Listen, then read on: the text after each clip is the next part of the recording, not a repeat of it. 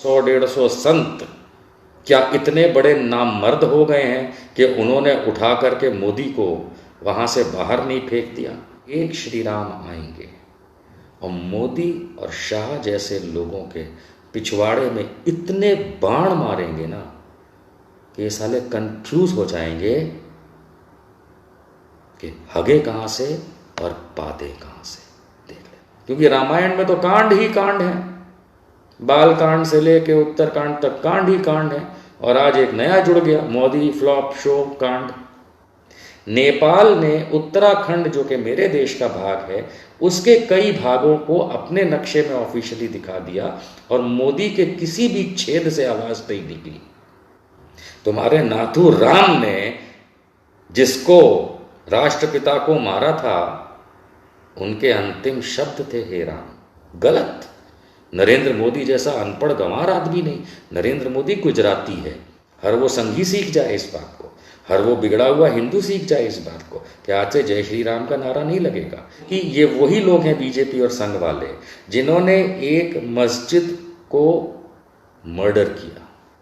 ये Modi and gang ये मंदिर अभी भी नहीं बनाएंगे।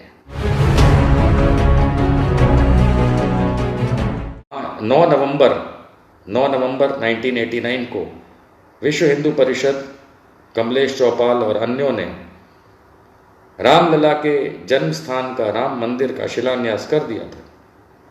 भूमि पूजन हो चुका था, शिलान्यास हो चुका था।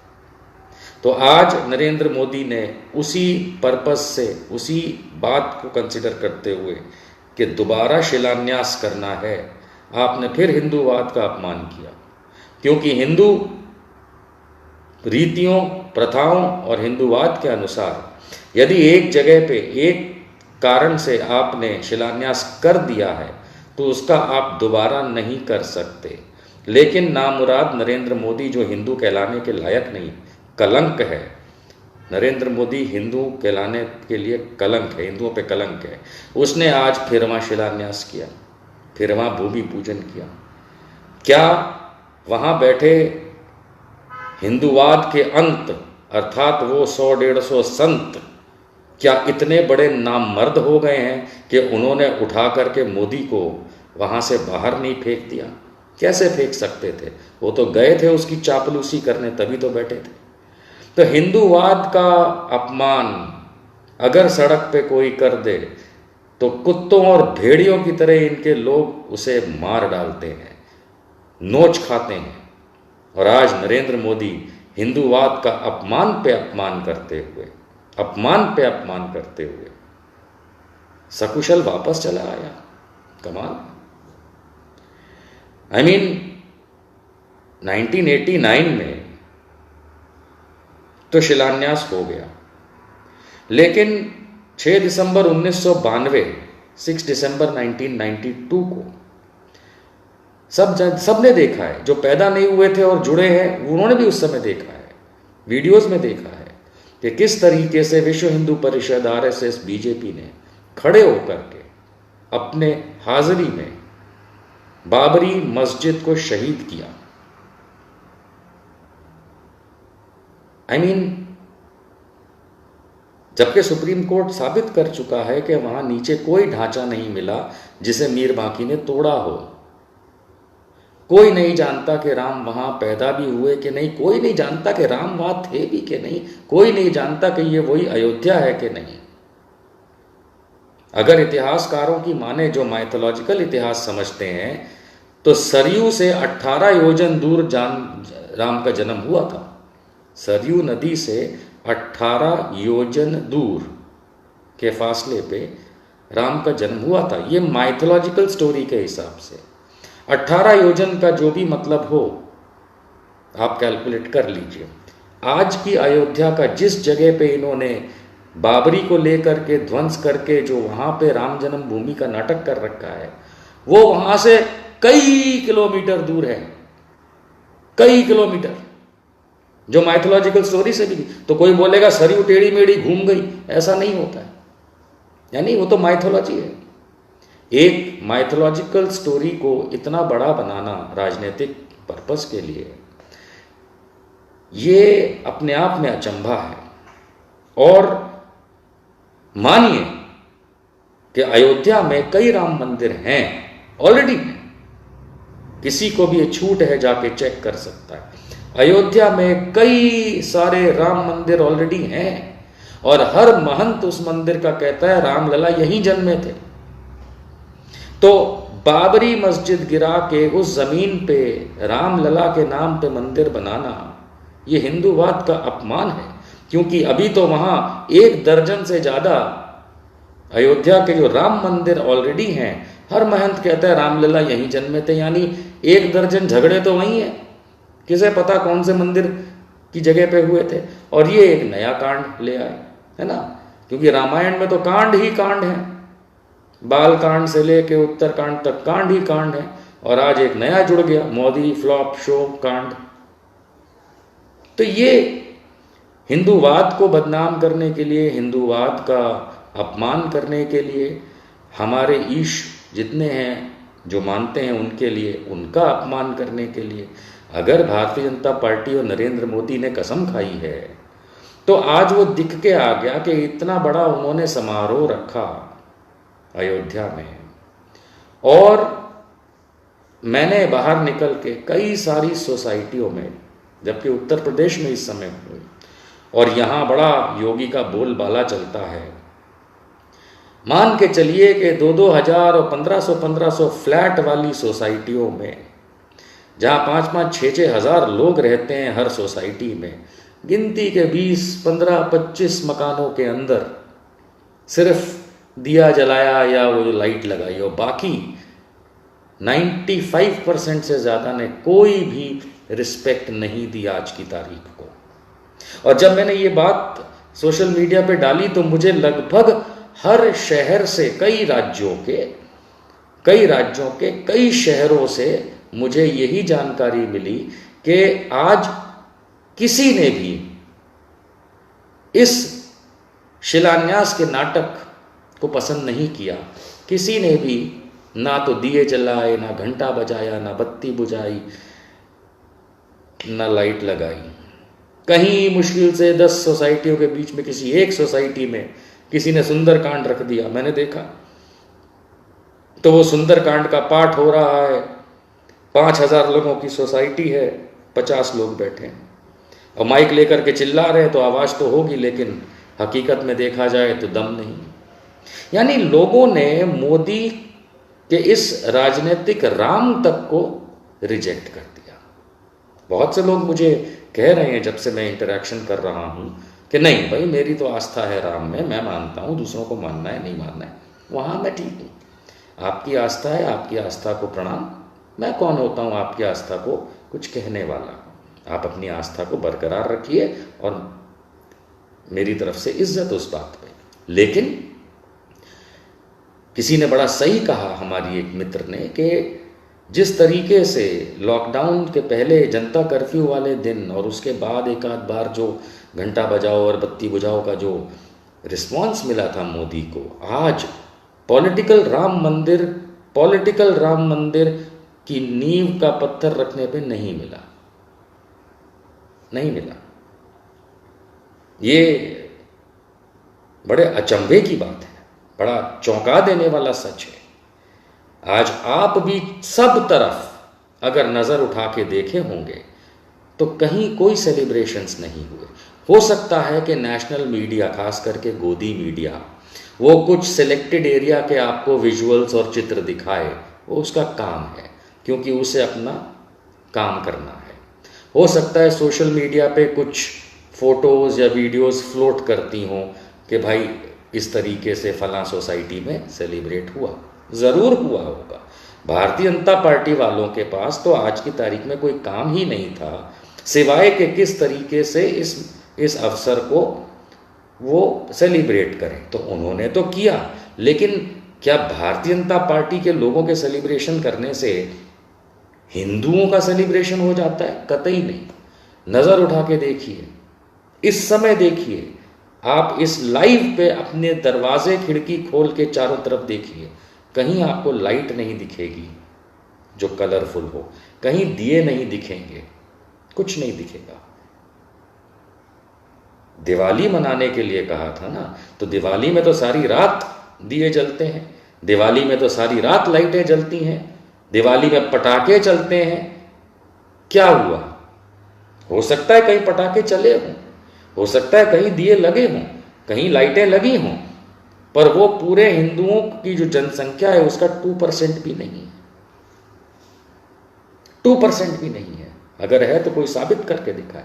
98% हिंदुओं ने इस नकली शिलान्यास और पॉलिटिकल राम मंदिर के ऊपर किए गए आज के मोदी के 5 अगस्त 2020 के ड्रामे को रिजेक्ट कर दिया है, रिजेक्ट कर दिया है।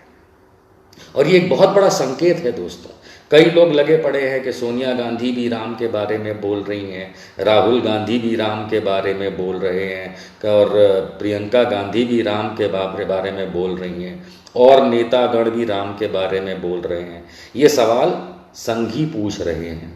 अरे संघियों, राम तुम्हारे बपौती नहीं है, तुम्हारी बपौती नहीं है। तुम्हारे नाथू राम ने जिसको राष्ट्रपिता को मारा था, उनके अंतिम शब्द थे हे राम। महात्मा गांधी तो जीते ही थे राम की जीवन शैली पे। इस देश के अंदर हर ईश को इज्जत दी जाती है, हर को। लेकिन आज वो नामुराद नरेंद्र मोदी आज वहाँ अयोध्या के मंच से कहता है that Ram is the common thread for unity in diversity in India. मतलब कुछ ये निकलेगा कि श्री राम वो जरिया है जिसकी वजह से इस देश में जो विभिन्नता है उसमें एकता आती है। गलत, गलत। नरेंद्र मोदी जैसा अनपढ़ गंवार आदमी नहीं। नरेंद्र मोदी गुजराती है। मैं खुद 30 साल गुजरात में रहा हूँ। गुजरात में कोई ना तो श्री राम का नाम लेता है, ना विष्णु का लेता है। सुबह उठते ही जितने गुजराती देख रहे हैं और जो गुजरात जा चुके वो जानते हैं, पैदा जन्म तो ठीक है, लेकिन जैसे ही गुजरात में सवेरा होता है, अर्थात सुबह होती है, या दो गुजराती मिलते हैं, हिंदू की बात कर रहा हूँ, तो वो जय श्री कृष्णा बोलते हैं। वहाँ तो राम का नाम तक नहीं लिया जाता। और ये भाई साहब गुजरात से इंडिया में बैठ करके जय श्री राम की बातें करते हैं। आज देखा कमाल हुआ, आज जय श्री राम का नारा नहीं लगा वहाँ। आज खुद मोदी और अन्यों ने जय सिया राम आज औकात में आ गए, क्योंकि वो उनकी मानी हुई अयोध्या में खड़े थे और अयोध्या के अंदर जा करके वो अपना प्रोपेगेंडा वैसे तो कर रहे थे, लेकिन वहां पे जय श्री राम नहीं बोल पाए। वहां पे मुंह से क्या निकला? जय सिया राम। हर वो संघी सीख जाए इस बात को, हर वो बिगड़ा हुआ हिंदू सीख जाए इस बात को कि आज से जय श्री राम का नारा नहीं लगेगा। अगर तुमको लगाना भी है तो जय सिया राम तुम्हारे मोदी ने बोला है ना। कई लोग मुझे कहते हैं निशांत तुम तो राम में मानते नहीं हो, तो अगर भारतीय जनता पार्टी अगर राम का नाम इस्तेमाल कर भी रही है तो मुझे क्या तकलीफ है। भारत के कानून के हिसाब से किसी भी ईश्वर का नाम पॉलिटिकली इस्तेमाल अगर किया जाएगा तो हर भारतवासी को तकलीफ है, हर एक को तकलीफ है, क्योंकि ये वही लोग हैं बीजेपी और संघ वाले जिन्होंने एक मस्जिद को मर्डर किया, एक आस्था के स्थल का मर्डर किया और सबने देखा और बलपूर्वक किया। और इतने बदमाश हैं कि इनकी जो सरकारें थी उस समय राज्य की यूपी के अंदर, उसने सुप्रीम कोर्ट में दिए हलफनामे से भी हाथ ऊंचा कर लिया।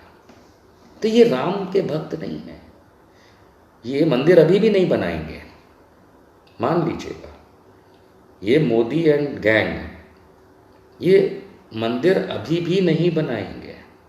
इन्हें ये शिलान्यास का, गलत शिलान्यास का ड्रामा बिहार इलेक्शन को देख के करना था। आपको कोविड-19 से दूर ले जाने के लिए करना था। चीन मेरे देश में ज़मीन पे आक्रमण करके बैठा हुआ है, 20 जवान मेरे शहीद हो चुके हैं, मेरे भारत की ज़मीन पे कब्जा किया हुआ है, उससे आपका माइंड डाइवर्ट करने के लिए करना था। नेपाल ने उत्तराखंड जो कि मेरे देश का भाग है उसके कई भागों को अपने नक्शे में ऑफिशियली दिखा दिया और मोदी के किसी भी छेद से आवाज़ नहीं निकली। इस चलते उसको राम राम कराना था ताकि लोगों का माइंड डाइवर्ट हो। और तो और कल पाकिस्तान ने अपने नए नक्शे में, इमरान खान ने जो रिलीज़ किया, उसमें पाकिस्तान ऑक्यूपाइड कश्मीर को भारत का नहीं माना है, लेकिन मोदी के किसी भी छेद से आवाज़ नहीं निकली दोस्तों। आज मुंबई में पानी भराव हुआ बारिश की वजह से। कोविड-19 में 19 लाख से ज़्यादा मरीज हो चुके हैं। टेस्टिंग रेट भारत में 14-15 हज़ार के आसपास है 10 लाख लोगों पे। अमेरिका में 1,86,000 लोगों का टेस्ट होता है हर 10 लाख पे। उस रेशियो से देखा जाए, मैं पहले भी बता चुका हूँ, तो भारत में आज 2-2.5-3 करोड़ कोरोना मरीज का काउंट हो चुका है। लेकिन ये थकी हुई, ये देश विरोधी भारत सरकार जो इस समय चला रहा है मोदी, इसे आपको हर उस बात से डाइवर्ट करना है, चाहे वो गरीबों की हालत हो, चाहे नौकरियां ना मिलने की हालत हो, चाहे स्कूल ना खुल पाने की हालत हो, चाहे कोविड-19 को कंट्रोल ना कर पाने की हालत हो, चाहे कोविड-19 को आने देने की हालत हो, चाहे इस देश में गरीबी बढ़ते का कारण हो, चाहे इस देश के अंदर भुखमरी कगार पे हम खड़े का कारण हो, चाहे इस समय सरकार एक एक पैसा खत्म करके भिखमंगी हो चुकी है, इससे डाइवर्ट करना हो, तो आपको राम का नाम याद दिला देंगे। इसलिए इस नामुराद नरेंद्र मोदी को ये बिना मतलब का एक शिलान्यास का ड्रामा करना था, जिससे हिंदू अपमानित हो, हिंदू धर्म अगर माना जाए तो उसका अपमान हो, हिंदुइज्म का अपमान हो, हिंदूवाद का अपमान हो, राम का अपमान हो, विष्णु का अपमान हो, आपका अपमान हो। और क्या कर सकते हैं और कितना अपमानित करेंगे ये लोग, और आप कितना अपमानित होंगे, ये आप पे है, ये आप पे, आपकी मर्जी पे है दोस्तों। इस वीडियो को आप जितने भी हज़ार लोग इस समय लाइव देख रहे हैं, आप सबका धन्यवाद ऐसे हज़ारों की संख्या में जुड़ने के लिए, और बाद में आप लोग जितना भी देखेंगे धन्यवाद। लेकिन कितना अपमानित होना चाहते हैं ये मर्जी आपकी है, क्योंकि हिंदुओं का अपमान धार्मिक रीत से नहीं, वो इस देश का अपमान है। मुसलमान को आज आपने सेकंड ग्रेड सिटीजन बना ही दिया। आपने आज की तारीख में आपके सोच के हिसाब से, मेरी सोच से नहीं, आपकी सोच के हिसाब से जो आपने मन में ठान रखी थी कि मुसलमानों को सेकंड ग्रेड सिटीजन बनाना है, आज आपने अपनी सोच के हिसाब से कर दिखाया। क्योंकि रंजन गोगोई भी आज की तारीख में बीजेपी से मेंबर ऑफ पार्लियामेंट है राज्यसभा में, आपने कर दिखाया। और अगर इस चीज़ का आप खुशी मनाना चाहते हैं, अगर आप इस चीज़ की दिवाली मनाना चाहते हैं कि आपने भारत सरकार में रहते हुए मिस्टर मोदी एंड बीजेपी, अगर आपने भारत के कुछ ऐसे अंश अपने कब्जे में कर लिए हैं, सीबीआई से लेकर के जो मर्जी आप कह लें, तो फिर आप ये समझ लीजिएगा कि ये लंबी रेस की बात नहीं है। मैं मानता हूं कि 2004 से लेकर 2014 मनमोहन सिंह की सरकार ने सिर्फ एक गलती की थी। 2002 के जो पापी थे उनको फांसी पे नहीं चढ़ाया था, वरना तुम लोग आज होते भी नहीं यहाँ पे। लेकिन अब जिस तरीके से तुम इस देश को मिसगवर्न कर रहे हो, मिसरूल कर रहे हो, मिसगाइड कर रहे हो, प्रोपेगेंडा कर रहे हो, और तो और हिंदुओं की आस्था का अपमान कर रहे हो, हिंदुइज्म का अपमान कर रहे हो, बहुत जल्द ये देश इस सरकार को गिरा के नई सरकार बनाएगा। और मान के चलिए कि आप लोगों को सिटीजन्स के ऊपर किए हुए क्राइम्स की सज़ा दिलवाएगा। आप पूछेंगे कौन दिलवाएगा? राहुल गांधी दिलवाएगा? पता नहीं। यदा यदा हि धर्मस्य ग्लानिर्भवति भारत, यदा यदा हि धर्मस्य, आएगा। और तुम्हारा बाप आएगा, और तुम्हारा बाप आएगा मोदी और शाह और इनके जितने ये चमचे हैं ना, हिंदुइज्म, हिंदूवाद, भारतवर्ष, इंडिया, हमारे कानून, हमारे लोगों, हमारी रीतियों, चाहे मैं मानूं या ना मानूं, हमारे जितने भी प्रोसीजर्स हैं इस देश के सेक्युलर डेमोक्रेटिक, उनको बर्बाद, उनको ख़त्म करने की कोशिश में मोदी और शाह का वो अंत होगा दोस्तों, जो मैं आगे कहने वाला हूँ। एक श्री राम आएंगे और मोदी और शाह जैसे लोगों के पिछवाड़े में इतने बाण मारेंगे ना कि ये साले कंफ्यूज हो जाएंगे कि हगे कहाँ से और पाते कहाँ।